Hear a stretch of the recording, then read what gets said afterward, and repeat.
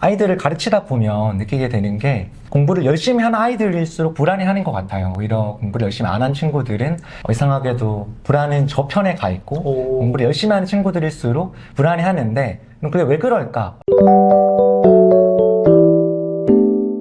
불안해도 괜찮습니다. 최영원 저자님 모셨습니다. 네, 안녕하세요. 불안해도 괜찮습니다를 집필한 최영원 작가라고 합니다. 사실 불안하면 안 된다, 안 괜찮다라고 생각을 하면서 살아가는 독자분들이 많을 것 같아요. 저 역시 그랬고요. 그래서 제가 이 책을 출간하게 된 계기가 불안해도 괜찮다, 우리는 삶이 원래 그런 거다 라는 메시지를 좀 담고 싶었고요. 그러한 마음으로 제목도 이렇게 정하게 된 것 같습니다. 불안이라는 감정의 본질을 들여다보면은 약간 이제 뭐 혼돈이나 어려움 또는 지금 이대로는 안 된다라는 비상신호 이런 거기 때문에 안 괜찮다라는 신호를 주는 것 같다라는 뉘앙스가 있긴 한 것 같긴 하거든요. 그래서 사실은 이게 괜찮다라는 결론에 이르기 위해서는 뭔가 되게 본질적인 고찰과 또 고민 그리고 개념 정리가 필요할 것 같은데 오늘 한번 그렇게 해보면 좋을 것 같아요. 불안에 대해서 다시 한번 정의를 한번 해보고 싶긴 한데요. 불안은 저자님은 좀 어떻게 정의를 하세요? 제가 내리는 불안의 정의는 성장의 신호라고 이야기를 하고 싶고요.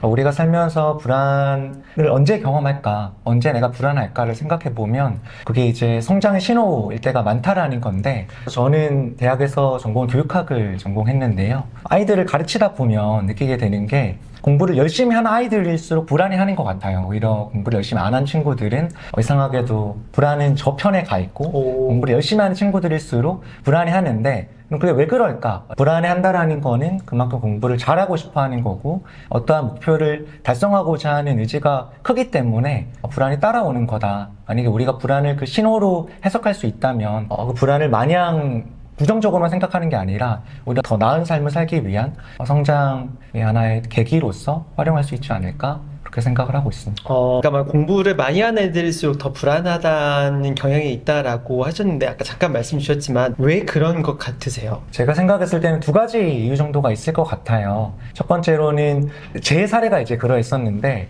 오히려 어떤 분야에서 열등감을 느끼는 사람일수록 아들러는 그것을 보상심리라고 불렀는데 오히려 더 열심히 하고자 하고 그 과정 속에서 이제 불안이라는 기제가 발동할 수 있다라고 이야기를 했던 것 같고요. 두 번째로는 열심히 하려고 하는 학생일수록 그 기저에는 완벽해야 된다. 나의 어떤 행동이나 결과로 인한 타인의 평가를 의식하는 경우들이 있는 것 같아요. 이제 그러한 의식들을 하다 보면 어쩔 수 없이 더 비교로 인해서 불안에 빠지게 되고 힘들어지는 게 아닐까? 그렇게 생각을 하고 있습니다. 그렇군요.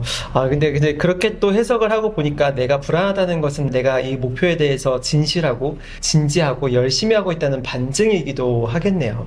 그런 감정에 이해해서 보면은 책에서 나왔지만 불안은 사라져야 할 감정이 아니라 이해받아야 할 신호 이야기가 또 있더라고요. 사실은 불안은 극복해야 되는 게 아니고 이해받고 그냥 인지해야 하는 건가? 이걸 감정을 어떻게 다뤄야 하는가 하는 생각이 드는데 그건 어떻게 생각하세요? 불안이라는 감정을 바라볼 때 아들러의 심리학을 개인 심리학이라고 이야기를 합니다. 개인은 인디비주얼 건데 분리할 수 없는 이라는 의미를 지니고 있어요. 쉽게 설명하자면 불안이라는 감정까지도 이제 나라는 사람과 동떨어질 수 없는 나 자신이다 라고도 우리가 해석을 할 수가 있는 건데 불안이라는 감정 자체를 별도의 어떤 감정으로 바라보기 이전에 그러한 감정도 나 자신이고 불안을 느끼는 그 모습까지도 내가 건강하게 좀 수용을 하는 자세, 아들러가 말한 자기 수용의 자세가 우리가 그 불안이라는 감정을 가장 건강하게 다룰 수 있는 첫 번째 시도가 될 수 있지 않을까라고 생각을 합니다. 극복하는 게 아니라 수용하는 것,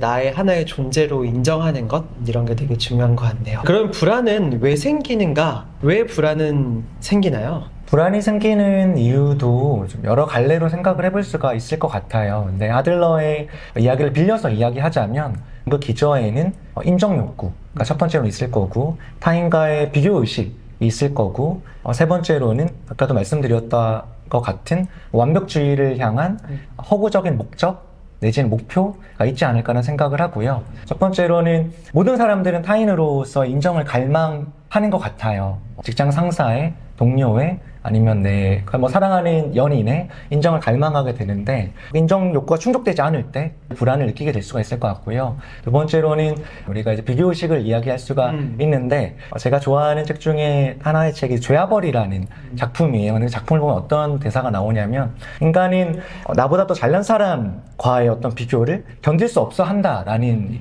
대사가 나오거든요. 그것처럼 우리는 끊임없이 타인과 나를 이렇게 경쟁 구도로 놓고 이제 비교를 하게 되죠. 근데 비교를 하다 보면 필연적으로 그게 뭐 재력적인 거든, 뭐 학업적인 거든, 능력적인 거든 비교를 하게 되면 우리 삶이 만족스럽지가 못하죠. 비교에서 비롯되는 불만족이 결국에는 나를 불안하게 만드는 요인으로도 작용하지 않을까라고 생각이 들고요. 또 완벽하고자 하는 그 목적을 아들러는 허구적인 목표다라고도 이야기를 했어요. 내가 어린 시절에 어떤 환경에서 자랐는지에 따라서 인간은 다양한 삶의 목적을 정하게 되는데 그 중에 사실 인간이 달성할 수 없는 매사에 나는 완벽해야 돼와 같은 사고들이 우리를 더 불안이라는 그 루프에 빠지게 하는 게 아닐까? 라고 생각이 듭니다. 사실은 불안의 원인이 되는 큰 세 가지 요인들, 인정이나 비교의식이나 완벽주의라는 걸 듣고 나니까 조금 노란한다라는 느낌이 좀 있는 것 같아요. 왜냐면 인정, 비교의식, 완벽주의가 그게 다 완전한 조건들이나 실제하는 이야기가 아니고 자기의 인식하에서 그렇게 느끼는 것 같다라는 느낌이 좀 있긴 하거든요. 그런 거는 조금 어떻게 생각하세요? 그래서 그 점에서 저는 이제 아들러 심리학이 우리에게 많은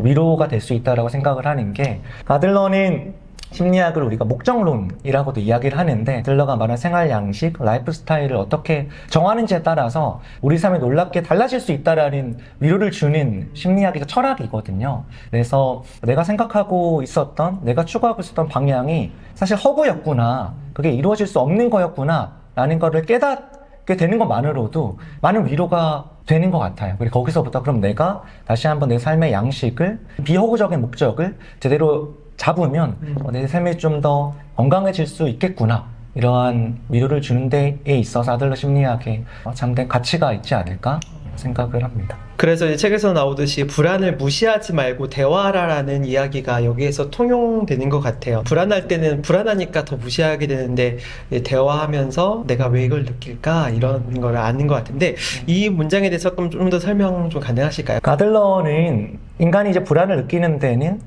분명한 목적이 있다. 감정에는 분명한 이유와 목적이 있다라고 설명을 했거든요. 가령 발표를 하는 데 있어서 극심한 불안을 느낀다라고 했을 때 그 감정의 속에는 제대로 좋은 평가를 받고 싶은데 평가받지 못할 것에 대한 마음에서 오는 불안. 그러니까 나는 사람들로부터 인정을 받고 싶어, 내 상사로부터 좋은 평가를 받고 싶어 와 같은 목적이 모든 감정 속에는 다 숨어져 있다라고 이야기를 했거든요. 그래서 내 감정과 또 그 중에서도 특별히 불안과도 대화할 수 있어야 된다. 그 감정 이면에 어떠한 마음을 내가 품고 있는지 알아야 된다라고 이야기를 한 건데, 내 불안과 마주해서 대화한다라는 것은 그 감정 속에 내가 뭘 원하고 있는 걸까를 돌이켜보는 그런 구체적인 과정이지 않을까라고 생각을 봅니다. 또 책에도 그런 표현들이 있더라고요. 불안을 통제하려면 할수록, 줄이려고 하면 할수록 커진다. 불안의 역설인 것 같긴 하거든요. 이거는 왜 그렇고 그러면 어떻게 해야 되나요? 그 불안을 통제할수록 불안이 더 커질 수 있는 거는 거기서부터가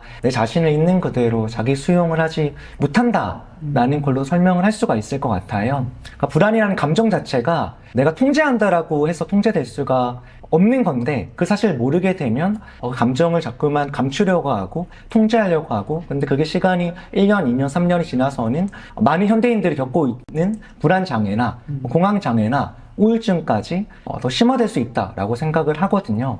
첫 번째로는 내가 느끼는 감정들은 통제될 수 있는 것이 아니라 옳은 감정이다. 제가 참 좋아하는 저서 중에 하나가 정혜신 박사님이 쓰신 감정, 당신은 옳다? 라는 책인데요. 그 책에서 하시는 이야기가 여러분들이 느끼는 모든 감정은 옳습니다. 그 감정에 대해서 충고하려고 하지 않아도 되고 조언하거나 판단하거나 평가하지 않아도 된다라는 말씀을 하셨는데 너무 와닿더라고요.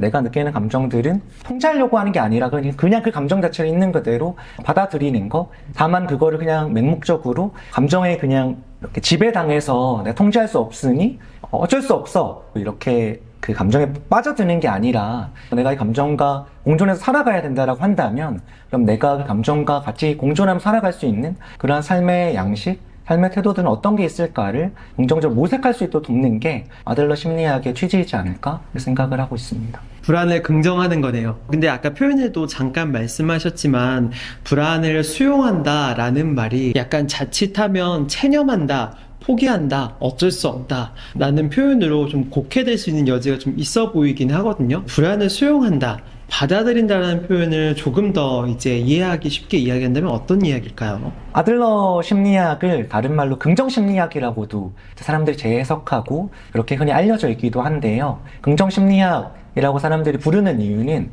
내 감정 자체를 있는 그대로 긍정한다라는 건데, 다만 내 감정을, 불안을 긍정한다라는 게 막연히 체념하는 걸로 이어져서는 안 되겠죠. 그렇게 가지 않기 위한 여러 가지 도구들이 있을 수가 있을 것 같아요. 그 도구들 중에 한 가지가 아들러가 이야기한 공동체 감각이라는 개념으로 설명할 수가 있을 것 같은데, 아들러는 인간 행복을 결정하는 요인 중에 주요한 개념으로 공동체 감각을 이야기를 하면서 인간은 타인에게 공헌할 때 행복감을 느낄 수가 있고, 반대로 타인과의 신뢰, 타인의 공헌감 속에서 불안까지도 해소될 수 있다라고 이야기를 했어요. 그러니까 내가 내 불안을 있는 그대로 긍정한다라는 것 속에는 정말 우리가 살아가면서 크고 작은 시절 인연들을 맺으며 살아가지만 정말 나를 지지해 줄 수 있는 그런 한 사람만 있어도 충분하잖아요. 그런 한 사람과의 충분한 공헌감을 느끼고 그 속에서 나의 불안을 있는 그대로 털어놓고 또 그에 대해서 조언을 받을 수 있는 그런 도구들이 예시가 될 수 있지 않을까라는 생각이 듭니다. 근데 듣다 보니까 이 책 제목이 딱 그 긍정의 표현인 것 같은데요. 그 불안의 감정이 뭐 괜찮다라는 이야기를 하는 것. 그런데 이제 불안에 또 없애려 하지 말고 익숙해져라 이런 얘기도 하시더라고요. 그 익숙해지는 거에서 불안과 친해지는 3단계를 제시하셨어요. 인지하기, 멈추기, 바라보기. 이거는 어떻게 하는 걸까요? 불안과 친해진다라는 건 결국 나 자신과 친해져야 되는 것 같아요. 나 자신과 친해지려면 나 자신이 지금 어떤 상태인지를 정확하게 인지할 수 있어야 될 거고요.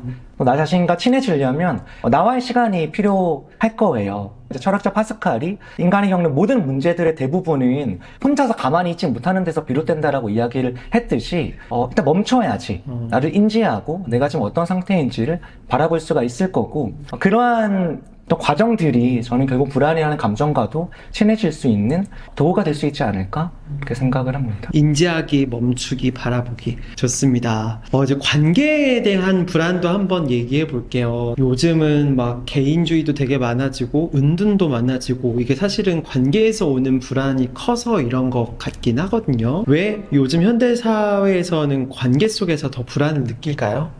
제가 생각했을 때 사람들이 오히려 인간관계 속에서 더 공허함을 느끼는 거는 그게 어쩜 인간관계의 본질과 맞닿아 있기 때문이 아닐까라고 생각을 하고요. 고슴도치 딜레마라는 개념이 있는데 쇼펜하우어라는 철학자가 비유를 한 것으로 알려져 있는데, 고슴도치들이 이제 추운 겨울이 되면 추우니까 서로 이렇게 옹기종기 모여서 열을 통해서 따뜻해지려고 한다고 해요. 근데 고슴도치는 가시들이 나 있다 보니까 서로 몸을 부딪히면서 붙었는데 가시 때문에 서로 찔림이 생기고 상처가 생기고 그로 인해서 다치고 죽음에 처하는 그런 딜레마적인 상황을 쇼펜하우어가 철학적으로 풀어낸 게 있는데, 저는 인간관계의 본질이 여기와 굉장히 맞닿아 있고 이걸 아들러 심리학 관점에서 좀 풀자면, 타인을 있는 그대로 수용할 수 있으면 거기서부터 타인도 있는 모습 그대로 수용할 수 있게 된다라고 저는 생각을 하거든요.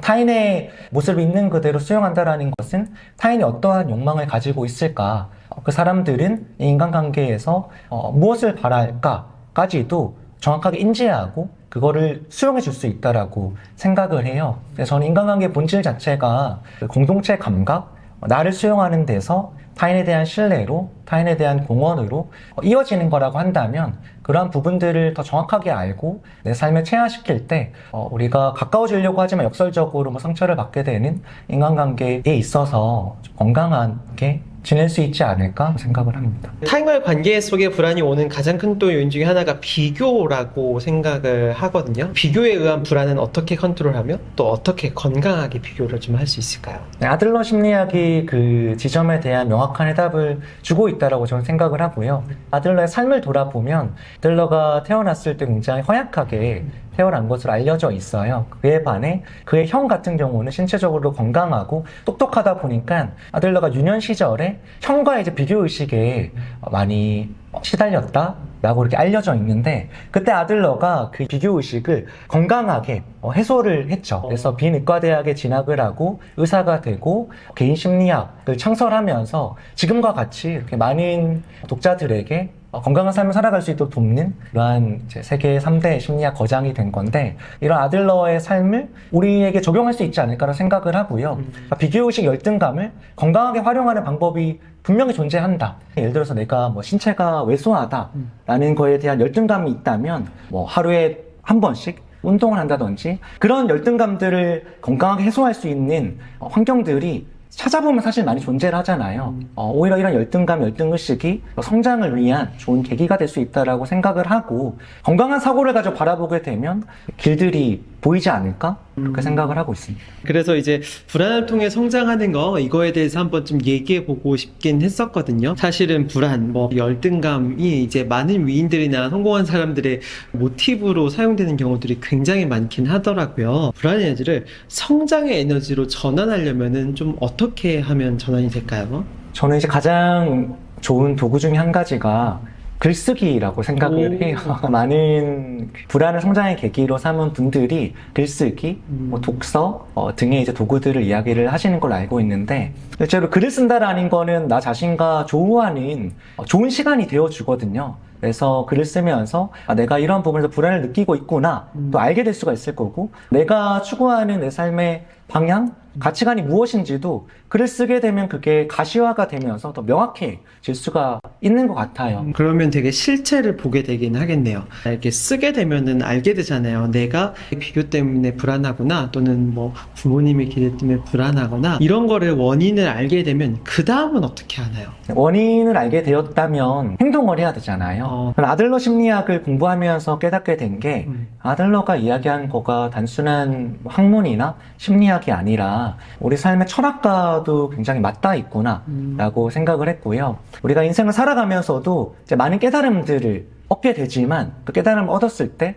행동하는 사람과 행동하지 않는 사람 간에는 삶에 있어서 큰 차이가 발생을 하는 것 같아요. 만약에 알게 되었다라고 하면 그걸 계기로서 내 삶의 플랜을 수립해 보는 것도 하나의 방법이 될 수가 있지 않을까? 유명한 뭐 김연아 선수, 박태환 선수와 같은 분들도 내 삶을 5년 주기로 목표를 설정하고 그 목표를 달성했다라는 에피소드를 제가 굉장히 인상 깊게 읽었던 기억이 나요. 그래서 아들러 심리학을 계기로 내 자신과 좀 마주하게 되었다면 보다 구체적으로 내 삶의 3년 플랜, 5년 플랜, 10년 플랜을 세워보는 것도 더 내 삶을 좀 분명하게 만들어주는 데 도움이 되지 않을까 생각을 합니다. 좋습니다. 그래서 사실은 책에서도 그런 말이 있던데, 불안은 나를 약하게 만드는 감정이 아니라 나를 깨우는 감정이다.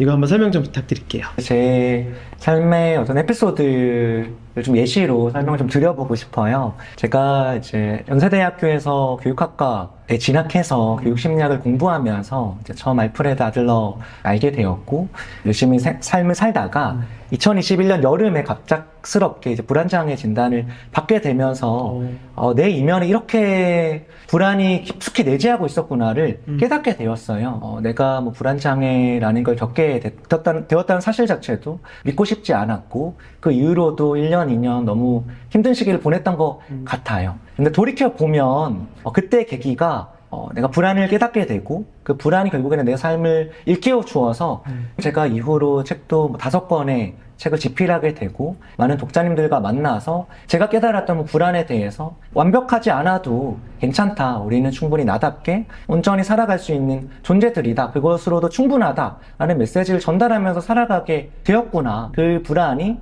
지금 내가 이렇게 살 수 있도록 일깨워주는 계기가 되었구나 라는 생각을 거듭해요. 항상 그런 생각을 하게 되는 걸 보면, 불안이라는 게 마냥 내가 덮어놓고 그냥 있게 되면 그 결국엔 나중에 더 큰 문제로 터질 수가 있는 건데, 그걸 피하려고 하는 게 아니라 마주하고 그 불안을 내가 어떻게 더 건강하게 활용할 수 있을까 고민하는 게 우리 삶을 더 행복한 삶으로 좀 일깨워 줄 수 있겠구나 라고 생각을 했습니다. 이러한 체험적 경험이 있으면 불안한 마음이 들 때 오히려 더 환영하고 더 엄청 수용할 수 있을 것 같아요. 이러한 인식과 이제 체험이 계속 쌓이다 보면은 불안한 상태에서도 삶을 꾸려가는 힘, 심리적 근력, 이 심리적 근육이 엄청 클 것 같긴 하거든요.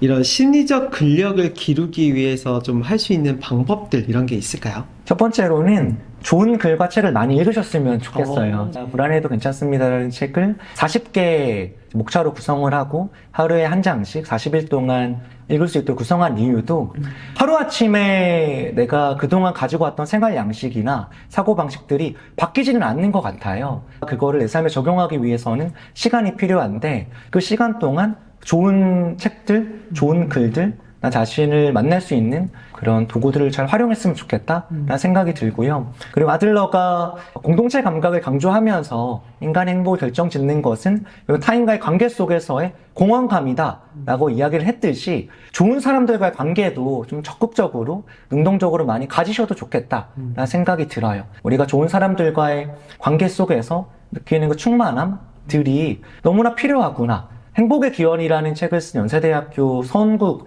교수님께서 인간이 어떠할 때 가장 행복을 느끼느냐라고 했을 때 그 교수님이 한 문장으로 정의를 하세요. 사랑하는 사람들과의 식사 자리에 행복의 비결이 숨겨져 있다. 그것 역시 우리가 여기는 좋은 사람들과의 관계가 내가 건강하게 살아가는 데 있어서 너무나 중요하다. 좋은 글들, 좋은 책들을 많이 읽으시고 또 좋은 사람들과의 관계 속에서 느끼는 충만함들을 늘려나간다면 도움이 되지 않을까? 그런 생각을 합니다. 이제 마지막으로 좀 이 시대를 사는 우리에 대한 이야기 좀 한번 해보고 싶은데요. 아까 말씀하신 불안에 대한 어려움들이 가장 더 커지는 이유가 더 나은 나가 되라는 압박도 많고 비교의 스펙트럼도 넓어졌기 때문인 것 같긴 하거든요. 불안해도 괜찮다곤 하지만 이 불안의 빈도 자체가 너무 잦기 때문에 어떻게 이 잦은 불안이 올라오는 현대를 살아가는데 잘 살 수 있을까요? 네, 최근 한 통계 자료를 보니까 20대 47% 이상이 일상 속 중등도 이상의 불안을 경험하며 살아간다라는 것을 제가 책을 집필하면서 참고하게 되었었는데요. 특히 인생에서 가장 큰 불안을 겪는 시기 중에 하나가 20대, 30대인 것 같아요. 뭐 취업, 결혼 등을 놓고 매일같이 그런 크고 작은 불안 상태를 경험하게 될 것 같은데 그러한 불안들이 첫째로는 나쁜 것이 아니다. 당신이 느끼고 있는 불안이라는 감정은 옳다라는 이야기를 꼭 해주고 싶고요. 두 번째로는 그러한 불안을 바탕으로도 내가 더 나은 삶을 살 수 있다. 그 불안을 하나의 좋은 도구로서 활용할 수 있다. 라는 이야기도 꼭 해주고 싶어요. 더 좋은 곳에 취업하지 못해서, 더 좋은 배우자를 만나지 못해서, 더 좋은 집에 살지 못해서 이러한 비교의식과 열등감이 오히려 더 좋은 곳에 취업하기 위해서 나를 개발하는 계기가 될 수도 있을 거고, 더 좋은 배우자를 만나기 위해서 자기 관리하는 계기가 될 수도 있을 거고, 더 좋은 집에 살기 위해서 내가 경제적으로 더 건강한 사고를 하면서 살아가는 계기가 될 수도 있는 거잖아요. 그래서 그러한 불안이라는 감정은 일단 무조건 옳다. 그 불안이라는 감정을 이제 더 좋은 성장의 계기로서 활용만 할 수 있으면 된다. 그리고 그 활용하는 도구가 궁금하다면 책을 읽어보시면 자세하게 나와 있기 때문에 도움이 되지 않을까 생각을 합니다. 이게 더 잦은 불안을 느끼는 세상이 진짜로 더 올바른 방향으로 성장할 수 있는 좋은 알람이 될 수 있긴 하겠네요. 마지막으로 좀 독자들에게나 보시는 분들에게 좀 전하고 싶은 메시지가 좀 있으실까요? 저는 이제 마지막으로 독자들께 꼭 드리고 싶은 이야기는 여러분들 너무 애쓰고 계십니다 라는 이야기를 해드리고 싶어요. 역시 완벽주의 속에서 불안이라는 감정을 극심하게 겪으면서 살아온 사람이다 보니까 얼마나 많은 현대인들이 더 나은 삶을 위해서 고군분투하면서 애쓰고 있구나 라는 거를 공감하게 되었는데요. 그래서 스스로에게 나는 지금 너무 잘하고 있어, 지금으로도 충분해, 애쓰고 있어 라는 이야기를 꼭 해주셨으면 좋겠고, 여러분들 너무 애쓰고 계시고 여러분들이 지금 느끼고 있는 감정들이 옳은 감정이고 더 나은 삶의 좋은 계기이자 도구가 될 수 있다라는 이야기를 용기를 드리고 싶습니다. 진짜로 그 불안이라는 감정과 싸우고 극복하려고 에너지를 많이 썼던 것 같은데 그냥 괜찮다라고 얘기하고 그 에너지를 오히려 더 내가 성장할 곳, 내가 갈 곳으로 쓰게 되면 완전히 다른 세상이 펼쳐질 것 같아요. 진정한 자유를 주시는 지혜를 주셨던 것 같습니다. 오늘 정말 좋은 인사이트와 지혜 나눠주셔서 너무 감사합니다. 네, 감사합니다. 네.